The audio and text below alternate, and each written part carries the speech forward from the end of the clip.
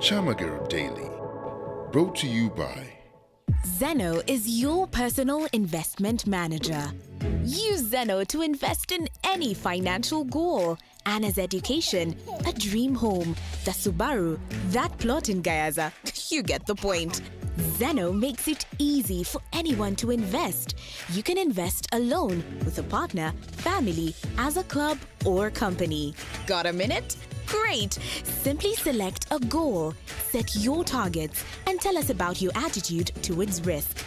Then, Zeno will recommend a strategy to grow your savings and execute your investments. Monitor your investments on the go and enjoy the peace of investing with a trusted manager. So, what are you waiting for? Get a free investment plan and start your journey towards that dream goal. Zeno is licensed and regulated by the Capital Markets Authority.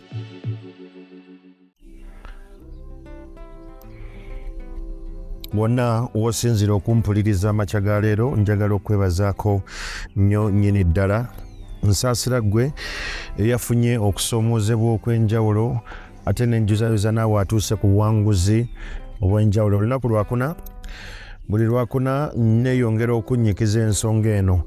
Abadde bawuliriza ku the maturity gap bwe bala baweereza feedback neeyongedde okugisoma ne ttiimu yange okumanya butya tusobola okubasalvinga far much more better. Programu eno ekutuusibwako Zeno Investment Fund, abakugu mu kusiga ensimbi n'okutambuza kye bayita compounding interest. Gwe ebbanga ly'onoomala nga toteekayo, gwe ebbanga ly'onoomala ng'olinda ziwere, munnange tojja kutuuka. Ekyo nkakasa tojja kukola ki, tojja kutuuka. Tandika ne ky'olina, tandika ne ky'omanyi, tandika n'ekikuli mu ngalo. Because n'ebyawandiikibwa bitulaga nti Katonda yali agenda kukozesa Nabbi Musa, yamubuuza olina ki mu ngalo? Nti nenamu muggo, ogwo muggo gwe yakozesa. Ezo essente entono z'olina ze zigenda okuyamba at the different fronts. Leero ngenda kwogera naawe when inconsistency becomes the answer. Nti bw'otuuka nga ebyokwekwasa n'obutali bunyiikivu ye answer gy'olina. Because okukula kwe kumanya when to step back instead of proving your worth. Awo obeera okula nomanya nti seetaaga kakasa nnyo bantu to prove my worth. Someone's inconsistency is information. Oyo abeera data. Omuntu okuba ng'atandika ebintu n'abikomya wakati. Okubeera nga omusajja ajja n'akukwana n'akuwa butterflies and later n'akuwa mental trauma. It's inconsistent. It tells you about their capacity. Obusobozi bwabwe buliwa. Bye basoosowaza bye biriwa. What are their priorities? Their readiness, discipline, n'ebyo bye basinga okussaako essira. Naye ekikulu kya byonna kijja kukulaga their emotional availability. Ekintu ekyo abantu abamu tebannakitegeera, emotional availability. In one of the people I coach, yambuuza n'angamba mwami Kyamagero nawe otuuka nga tolina maanyi googera n'abantu, ne mugamba yep. And during those times I don't meet people.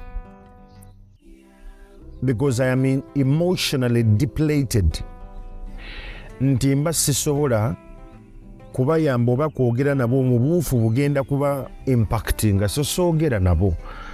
Not because bakyamu oba balina kye bankola ekikyamu, nedda. I'm trying to regain energy. Buli relationship gy'olimu, oba ya mulimu, oba y'abaana naawe ng'omuzadde, oba eri intimate gwe ne balo, oba ne mukyala wo, it requires energy. Emotionally. Waliwo abaana abamenya nga luwa okwata essimu ng'akukubidde ogaba leero yakoze eki. So kutegera emotional availability yo kigenda kuyamba okulaba abantu abalala abatali emotionally available as and when you think they're going to be. So growth, okukula, begins when you start treating inconsistency as a puzzle you must solve. Lekerawo okulaba abantu nti ali inconsistent. Omuntu atali munyiikivu abeera inconsistent ng'ebintu abikola ye nga bw'ayagala. Leero ajja kujja akole kino yeeyongereyo ate luli abe ng'akizuukusa. Bw'otandika okutunuulira inconsistency z'abantu ku mulimu, mu relationships, mu bye bakola, n'otandika obitunuulira nga data oba information gy'olina okuwa ekitiibwa, ensi egenda kwanguyira. Ekisooka, stop auditioning for basic consistency. Lekeraawo okusembeza abantu mu bulamu bwo abatali banyiikivu ne ku bintu ebiri basic. Ebintu ebiri basic things. Actually nzo okukyawa seetaaga bbaluwa y'erosi. You disrupt communication once and twice. Mba nkyusa engeri gye nkulabamu because kiri basic nti na communicate nze tusimbula ku ssaawa 5 era ne nkubuuza kamada nkunone nti anja kusangawo. Kati gwe n'otuuka we tugenda okuva babagamba nnyo nsanga ku roundabout y'e Busega. Ne bwe tusingane ku roundabout y'e Busega ku ssaawa 11 oba ssaawa 5, okay? At 11 a.m. Gwe n'otuuka 5:15 tosobola kunsangawo. Bwe nkuba essimu n'oyogera ebintu bye mbadde sisuubira, it changes because you're inconsistent ku ekyo kye mmanyi, basic things. If you're too excited, don't pick calls. If you're too annoyed, don't pick calls because waliwo inconsistency egenda okujja. Wabeerawo omuntu nga addiŋŋana repeatedly makes you prove your worth. Nti weetaaga omukakase nti ddala agwanidde. That relationship is teaching you what it values, not your worth. Okitegedde? If someone repeatedly makes you prove your worth, eyo relationship erimu kusomesa what it values. Kankusigira ekifaananyi. Omukazi yakeera ku makya n'abaako omwami gwe yasisinkana, nawulira nga feeling very different. The first 3 weeks they were very electric. Butterflies in my tummy. Morning messages, late night calls, plans, affection, attention. And then suddenly, silence. Okumala ennaku 2 taweereza message, tayogedde. N'akomawo n'agamba, sorry, work has been crazy. She understands. Things become warm again. Ne baddamu, mukwano ne gubasaza mukabu, n'addamu n'abula, silence. This time, omukyalo ono n'aweereza message ng'agamba, have I done something? Ntanedda, you're just amazing. Warmth returns. N'addamu n'abula. 6 months later, omukyalo oyo takyabuuza is this relationship healthy? Nedda. Bwe wayita emyezi 6, omukyalo oyo yeebuuza how do I get him back to how he was in the beginning? Nti ngenda kukola ki okulaba nti kye yali luli mu ntandikwa kidda. I want you to notice nti inconsistency mu communication, obutali bunyiikivu mu kwogerezeganya kukyusizza kati assignment y'omukwano guno. You started by evaluating them. Now you are proving yourself to them. Oba tuli fenna? Njagala tutambule mpola. Relationship research atulaga consistently nti predictability, okubeera nga mmanyi nti ku ssaawa 9 gundi agenda kukuba essimu, ku ssaawa bwezi gundi ngenda kwogera naye. Responsiveness, okwanukula okw'obuliwo. Reliability, omuntu okubeera ng'omuntu asobola okuyimirirako n'agamba nti oyo nja muyirawo omubiri, oyo muteerawo omukono. To trust and attachment of a partner biva mu ebyo. So ffe ng'abantu naturally tukopinga better with stable negative information than predictable positive and negative reinforcement. Ekyo kya buntu. Omusajja yenna atandika okuvaluwinga mukyala we kasita batandika omukwana, ng'atandika okugamba why kazi tebamunzibako. Certainty keeps attention activated. Nze buli wembeera nga ndi sure nti ndiringa n'omuntu bw'ati tugenda kukola kino, I have certainty. I know exactly what we're going to talk about. That is why inconsistency can make you feel emotionally intense. Obeera ku bunkenke nogamba oba nakoze eki, naye one loop of inconsistency. Munnange ensi eno mwe tuwangalira ogenda kusanga abantu abali sensitive ku consistency nga nze. Kyommanyiiza, I just have to miss a bit of it. Ogusooka, ogwokubiri, kati ogwokusatu. I have to be very careful if I should engage. Because to me, those are basic consistencies. Okukeera ku mulimu n'okwata obudde, that is a basic consistency. Obeera mukono, okolera kireka, bagamba olina okubeera ku mulimu by ssaawa 2 ez'okumakya, naye ozuukuka mwana. Because ogenda gamba well traffic jam ng'emumanyi mukono, senguka eyo gy'oli tewazimbayo, opangisaayo. Are you mad? Opangisa.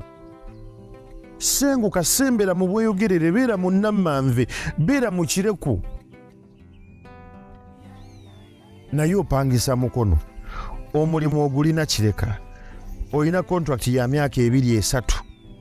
Naye era otuuka leeti buli kaseera. Simple basic consistencies bw'oba ozitambuliramu tosobola na kulowooza bintu byangu. Oli attached nnyo n'okubeera ekawempe, naye ng'omulimu gwe wafuna tegulina ku luguudo lwa kawempe, guli ku Entebbe Road. Olina n'engeri gy'obala, manyi kati nze nkeera taxes ez'okumakya tezibeera nnyo na gundi na waasiwaasi, kati njirinnya ne ntuusa wali ku Southern, manya ku Northern, awo ne nninnya ezigenda Entebbe. Obwongo bwo bukola bulungi, ekawempe opangisa, si makaako. Oh God. Tuli mu kweyubula. Olumu ebintu bye tuli inconsistent with mu bulamu bye bisinga otumenya. Traditional courtship systems za including nga kye bayita visible structure. Nti family mwe twava zaamanyanga. Intentions about life zaalinga clear. Time frames existed. Nti wempereza emyaka 4 nteeka okuba nga nnina amaka. Ekyo nakitegeera mu basajja abava mu West, Abanyankole. Kive omusajja okuweza emyaka 4 mu Banyankole nga talina maka ge. Nti yazimba ennyumba ye okwenjoka, okwombeka enju, kyabwe. Emirembe gye tulimu leero gijjeewo accountability. nti kati abantu they can experience intimacy without definition. Tuli mu vibes and mashallah gaya antegeera nange mutegeera. Wuliriza, access without responsibility and emotional closeness without commitment is chaos. Gy'onookoma okuwa abantu access ku bintu ebyebuzibwa, ku information oweebuzibwa nga tebalina buvunaanyizibwa, n'obasembeza emotionally n'obaganza nga tebali ready kubeera committed to you, kavuyo. Because ambiguity has been normalized. Ambiguity has been normalized, twakimanyira. Kati kyogenda okusinga okufuna gy'onookoma obutakyusa ndowooza na nkola ey'okubeera inconsistent. You become preoccupied. Buli kaseera obeerawo ng'olowooza olina eby'okukola. Your mood begins depending on their availability. Nti nina okubeerawo ku mulimu kubanga abasajja bambeereddewo banjiriddewo omubiri. You reinterpret silence because totegeera kye bayita emotional availability. Omuntu bw'asirika otandika okulowooza alina kyakupulaningira. Nagamba nti nange wane waka kintuukako.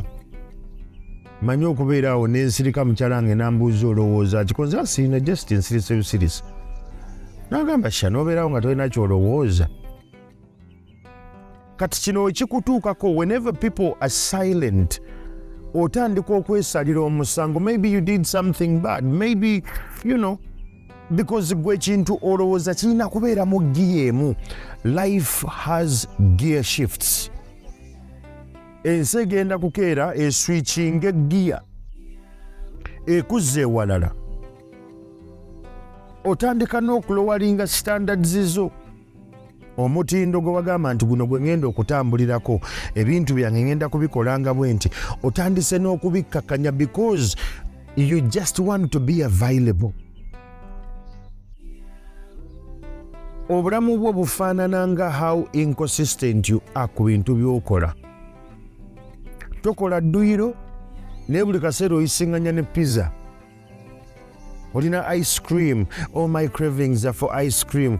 Mulimu n'ababuyabuya abagamba you see me am a foodie era bwe mbasiridde totally nonsensical. Ebyo bye hobbies ebyabapumbaavu oba tooteekemu maanyi kulwanyisa mubiri na mugejjo. Gundi gwe ensi egenda kukubala bbule. You need to be consistent with your eating habits and your exercise habits. Kino tekiriimu kuwannaanya nti ogenda kubeera nga olondawo ekikunyumira. Ogenda kutandika okukola kye bayita overperforming. Ku mulimu awo ogenda kuyaayaana obenga buli kaseera okola nnyo. Gwokeerawo ku makya gwosookawo era gwosembayo. Naye nga tutandika okubuuza what exactly have you done today? You use like 3 hours okukola bye wakoze. Naye oli inconsistent. Toli munyiikivu kulemera ku kyogamba kyogenda kukola. Bw'oggulawo laptops olina tabs ziringa 9 zonna ziri open. So you're easily distracted. Nagamba every time you're distracted kikutwalira eddakiika 21 okudda ku kyobadde olina okukola. You're easily distracted. You are not consistent mu by'otugamba. Weeyisanga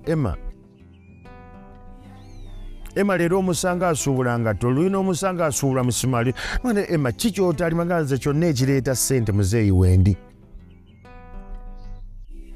Be consistent. Beera munyiikivu. Nsiba mbagamba ano muzeno munnange teekayo ssente zo, nyiikira okuteekayo. Soweedi owa booda oyo azze ateekayo ssente ze everyday mutwalo gumu gwe gwonyooma. Omulimu gw'alina it's a high risk.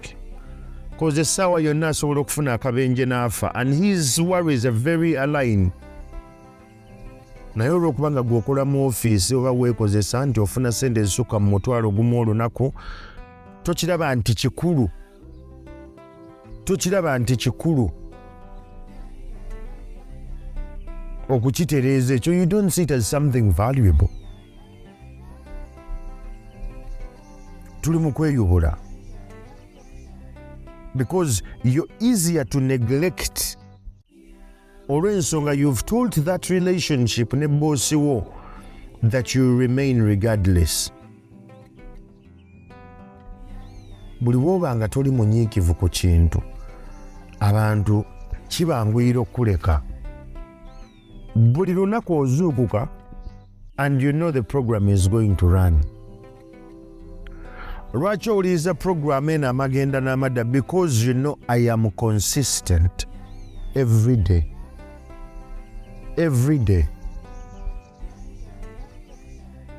Musajja wange yenze Musa ali consistent every day.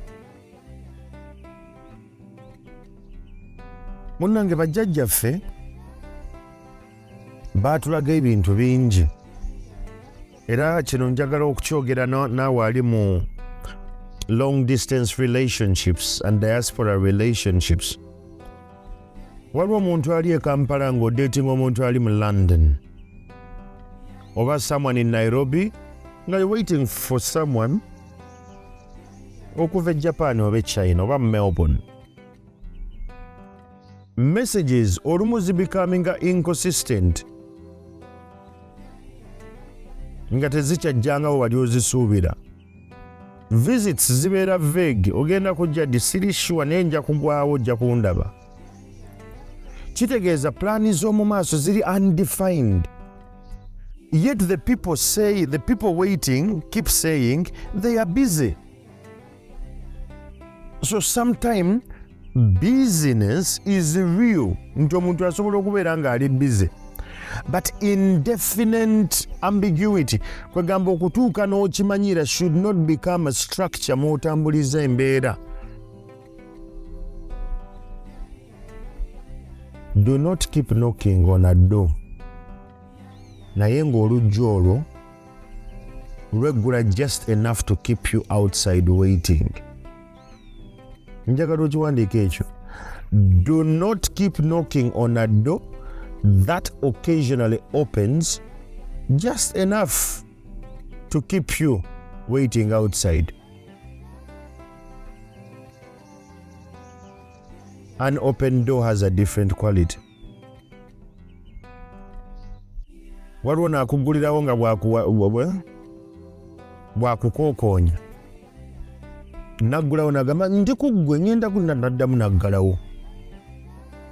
Kati n'obeerawo wabweru ng'olinda naye nga tomanyi kikiddako. Waliwo kye bayita the dependency paradox. The more effective dependent people are on one another, the more independent and daring they become. Ekyo badde okimanyi? The more effectively dependent people, nti omuntu bw'abanga kwegamba akuyirawo nnyo omubiri era ng'akwesiga nnyo, ng'ali effective mu by'akola, gy'akoma okudipendingako, the more independent and daring they become. Atandika okumanya nti bino ebintu nsobola obikola nga ndi nzekka. Olw'ensonga, healthy connection creates stability.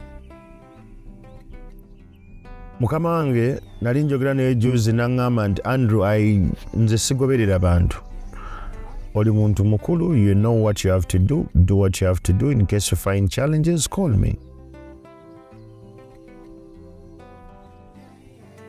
Nkola ennaku 2 nga ndi waka, ennaku 3 nenzikola nga ndi ku office. Nene bwe mmala wiiki nga sigenze ku office tankubira. Meetings nzibeeramu online because he trusts me that I can do this. I am consistent ku ekyo. It does not require consistent emotional detective work. Wano njagala weebuuliza ekibuuzo. Why am I trying to convince someone to choose what I already offer freely? Njagala okyebuuze. Lwaki ogezaako nnyo okukakasa omuntu ono nti njagala olondewo kino naye nga ky'omugamba alonde okimuwa ku bwereere?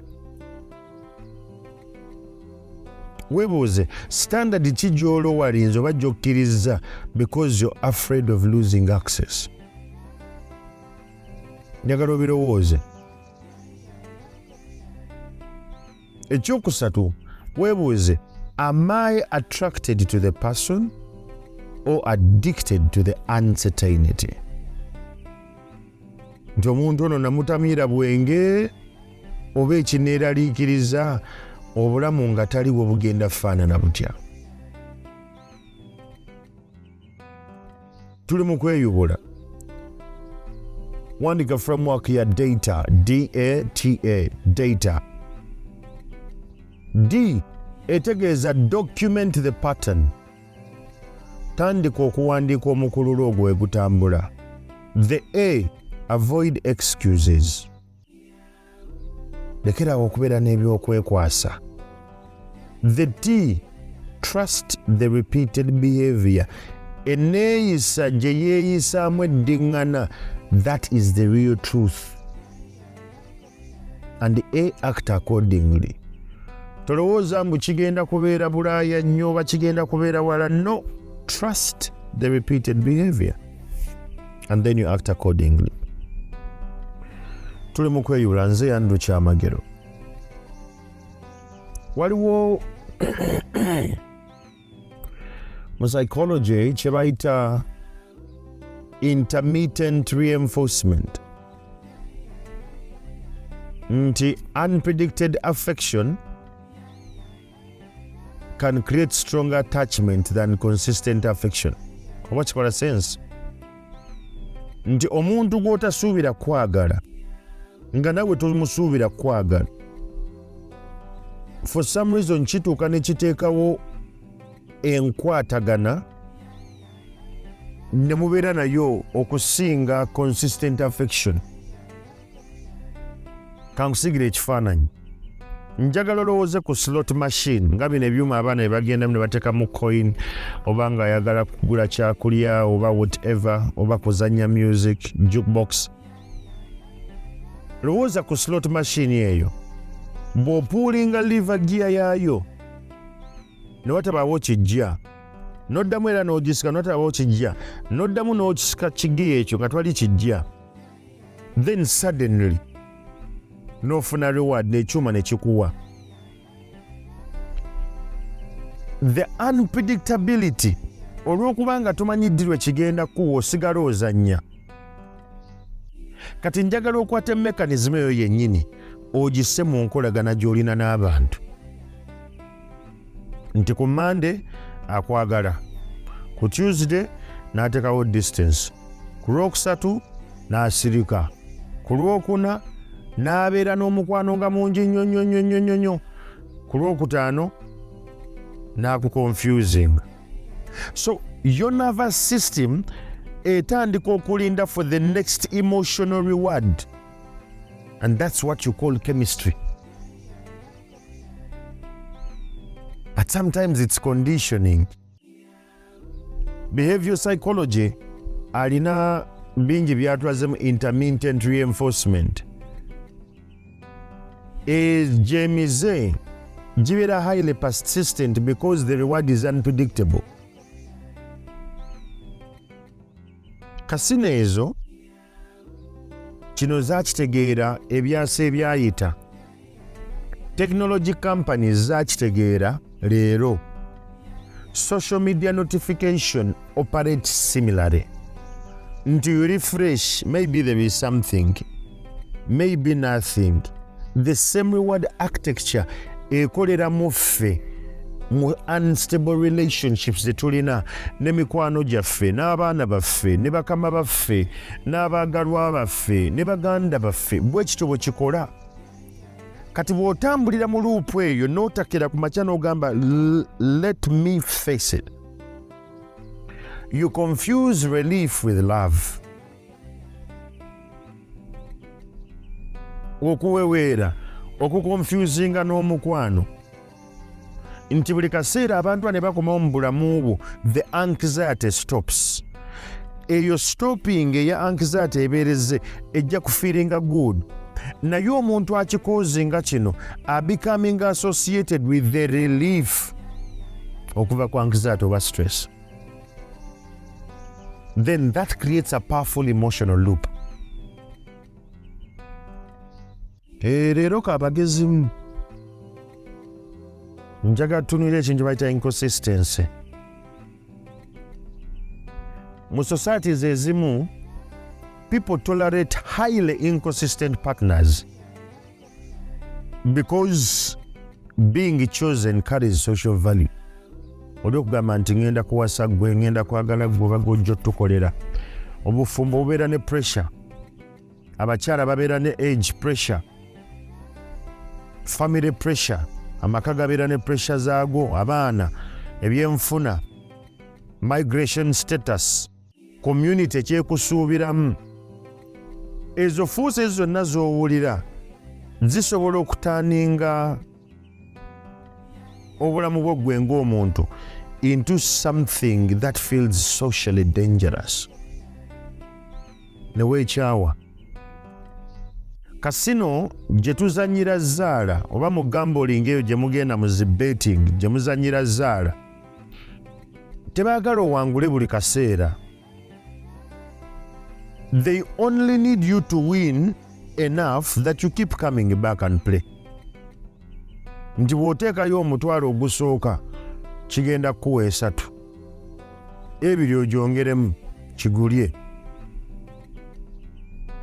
n'omulala oguteekemu kigulye, wasigaza mutwalo guli, n'oteekayo 5 ne kikuwa ogumu ekitundu. Obwongo ne bugamba kati teekayo 2 lumu ne bakuba n'otambula peke. Some relationships work exactly like that. Njagala kutupaita the power of habit ka Charles Duhigg. Wokyaita the habit loop nti omuze we gujja the brain stops participating in decision making. Obwongo obulekerawo okusalirawo because omuze gwe gubeera gukufuga. So patterns ne zifuuka ez'amaanyi buli woofuna reward n'otandika okukiyaayaanira n'okukiddiŋŋana ne kitandika okubeera automatic mu bulamu bwo. Wano njagala weebuulize, what emotional reward are you waiting for? Tuli mu kweyubula. Gwe ng'omuntu owulira emirembe ng'abantu abo weebali oba just owulira ng'oweewuse because bakomyewo, oba ku mulimu, oba waka, oba baana bo, oba baŋŋanda zo. Abantu bano tebali consistent. Tebali consistent. Wandika framework gye bayita loop. LOOP. L etegeeza locate the trigger. Noonya emmanduso yavaawa era ebeerawa. Omuntu ono okweyisa bw'ati. The O, observe the craving. Diri oyaayaanira abantu bano. O endala, outline the reward. We mbayaayaanira ki kye bampa ne nzikakkana. The P, pause that cycle. Tuli mu kweyubula. Njagala olekeraawo okupersonalizinga obusobozi bw'abantu abalala. Omuntu okubeera nga talina busobozi to meet you consistently, it is not automatic evidence nti oli muntu muzibu wa kubeera naye. Nakuwa ekyokulabirako. Musajja akeera n'abuuza, why am I not enough? Ng'abuuza omukyala nti mulinga mpuliranga oba atamala. like I am not enough gy'oli. Musajja wattu na improvinga communication ye, n'akyusa ne schedule ye, n'abeera more available, n'abeera mugumiikiriza nnyo. You know, n'abaako by'asaba nti nze okukola kino na kino, ngenda kusaba naawe onnyanguyizeeko tukole kino na kino. N'atandika n'okukkiriza kumusonyiwa biki. Eventually n'alyoka atandika okitegeera nti abadde ali mu kweyubula ye ng'omuntu for someone who never intended to move in. Okitegeera nti omuntu asobola okukeera ku makya n'akussa ku pressure otambulire ku peesi y'obulamu bwe naye nga tagenda nakuwasa, tagenda kufumbirwa, naye nga pressure gy'akutaddeko ogiringiza n'ogamba ya Rabbi. Research ku self-esteem and rejection sensitivity, okugaanibwa, kulaga nti abantu abalina higher sensitivity to rejection, kugamba abantu abataagala kugaanibwa n'omulundi n'ogumu, they are more likely to detect and respond strongly to cues of possible abandonment. Nti bakiraba mangu nti ono tagenda kumpa budde bumala. Naye ne past relational experiences bye wayitamu nga tonnatuuka wano wetuli leero can make present inconsistency feel personal. Omwami w'oyo nga tannakukwana abaasooka okubeera naawe balina pattern gye baakuteekamu. Mukyala w'oyo nga tonnamukwana abakyala be wasooka okudiiringa nabo balina kye baakuteekamu. Abantu abasinga baakula nga approval oba affirmation, they have to earn it. Ye yakula tebamugamba nti nkwagala, yakula tebamugamba nti nkukkiririzaamu. Good grades ewaabwe ze zaamuleeteranga omumusinza nti weebale kusoma. Obuwulize bwe bwamwagazanga gye yabeeranga. Achievement brought recognition nti egundi yatuuse ku kino, musajja mukozi. But disagreement brought withdrawal. Nti waagaananga okukkaanya n'abantu abasinga. Abantu baakwesalangako. So leero tulina abantu abakulu abayingira mu relationship nga bakyatambula ne old bargain. Nti if I perform well, I will be loved consistently. Nedda. Nina kyenzize njiga mu bulamu that you can do everything right and things still fail. Byonna osobola obikola mu butuufu bwabyo ne kigaana. Bw'oba ng'oli eyo ng'oli muntu nga yo overfunctioning, towummula, okola guno na guli, buli kaseera obeera self editinga. Bw'oba oyogera n'abantu osooka ne weegendereza bigambo ki bye ngenda okozesa. You become highly accommodating, nti ogumiikiriza nnyo abantu n'abakulinnyirira. Ekyo ky'olimu ekyo oli personalizinga neeyisa yaabwe ku kikyo ggwe nga ky'oliko ng'omuntu. Walekerawo n'okubuuza oba ddala omuntu ono alina kapasite gye weetaaga, alina obusobozi bwe weetaaga mu kyogoba. So attention yo yonna wagizza munda mu ggwe n'obuuza nti what is wrong with me, obuzibu buliwa ku nze. Ba first generation achievers babeera vulnerable nnyo because bayize nti effort changes outcomes. Ewammwe yasooka okusoma ennyo, n'akola nnyo, netiwaaka ye n'ebeera y'amaanyi, n'asevinga ssente nnyingi ennyo, ye logic gwa applyinga ne mu relationships z'abeeramu. They love harder. Ne relationships zitemula ne kye bayita reciprocity, mpankuwe. Bw'oba oyagala omuntu okuwa omukwano, omuwa mukwano. Bw'oba oyagala omuntu okwesiga, mwesige. totandika na binene, tandika n'ebitono, omwesige. Effort cannot manufacture another person's readiness. Ne bw'onooteekamu amaanyi ng'omuntu si mweteefuteefu, teri kigenda kukyuka. Tuli mu kweyubula. Okusigira ekifaananyi obulungi, tosobola kufukirira kimuli kya plastic nti kiddengulu kifuuke kiramu. Ekyo tekisoboka. Some outcomes are limited by your effort. Ebintu ebimu tetugenda kubisobola. They are limited by the nature of what you're working with. Omuntu atamanyi kwata budde gwe ne bw'onyiga nga tabukutte, ye asigala alowooza mwenna muli ku kimu ekyo. Ndabye bannayuganda bangi bamisinze opportunity by being casual with strict people. Gwe ng'olowooza abantu bonna babeera nnyo mu lusaagosaago. Naye ng'ate omuntu ali serious.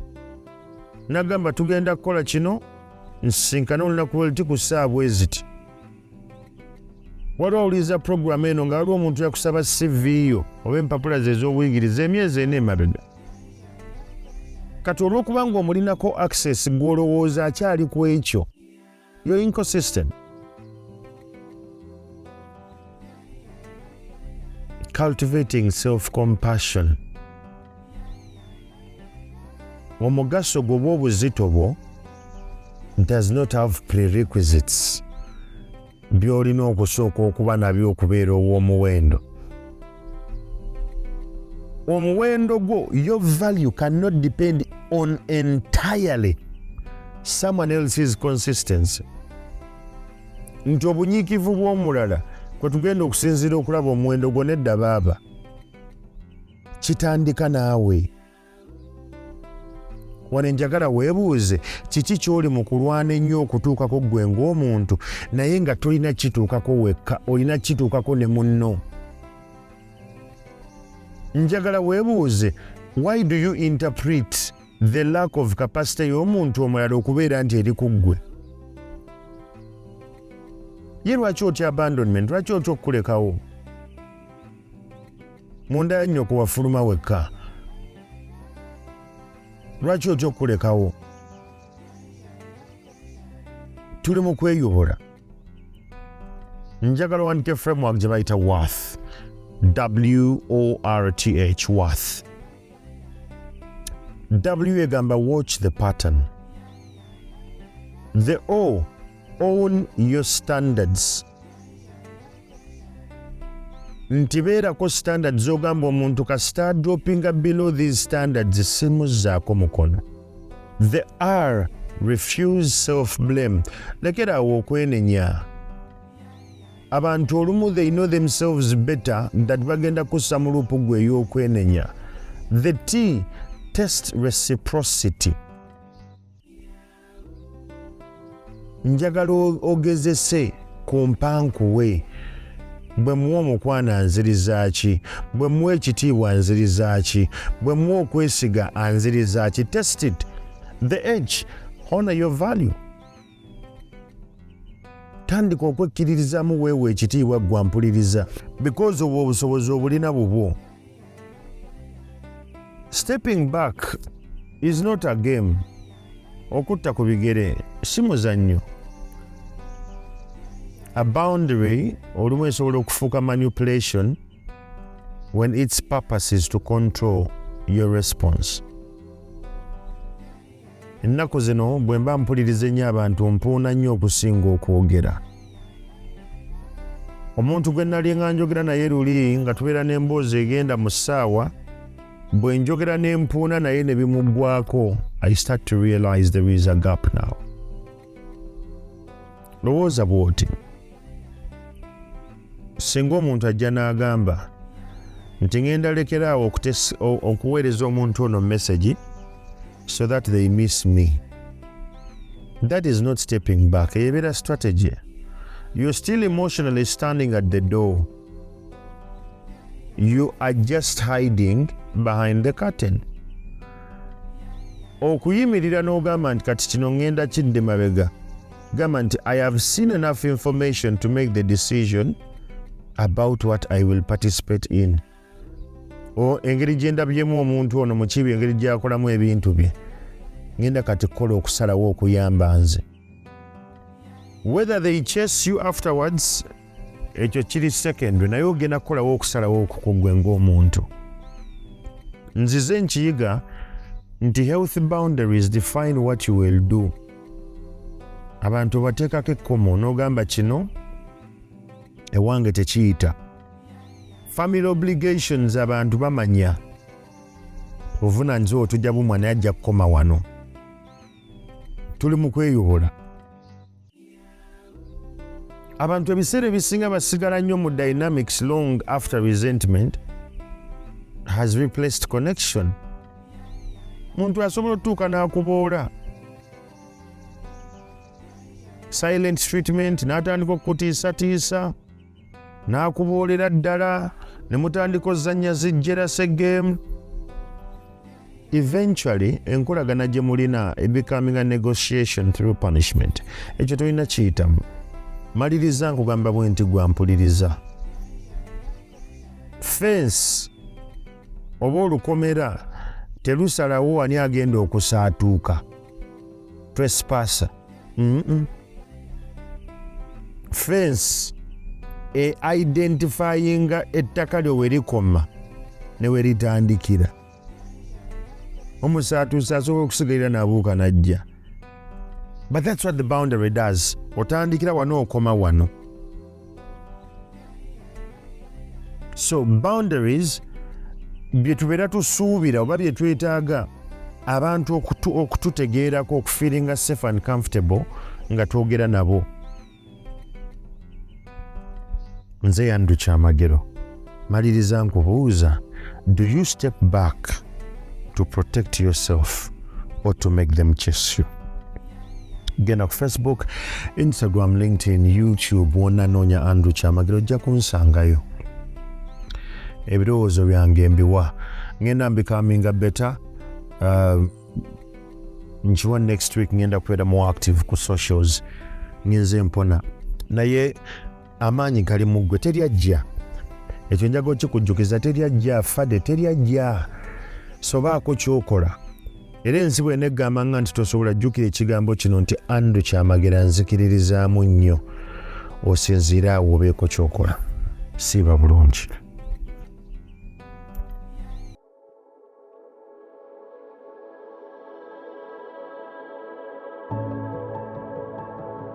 Kyamagero Daily, brought to you by Zeno is your personal investment manager. Use Zeno to invest in any financial goal. Anna's education, a dream home, the Subaru, that plot in Gayaza. You get the point. Zeno makes it easy for anyone to invest. You can invest alone, with a partner, family, as a club or company. Got a minute? Great! Simply select a goal, set your targets, and tell us about your attitude towards risk. Then, Zeno will recommend a strategy to grow your savings and execute your investments. Monitor your investments on the go and enjoy the peace of investing with a trusted manager. So, what are you waiting for? Get a free investment plan and start your journey towards that dream goal. Zeno is licensed and regulated by the Capital Markets Authority.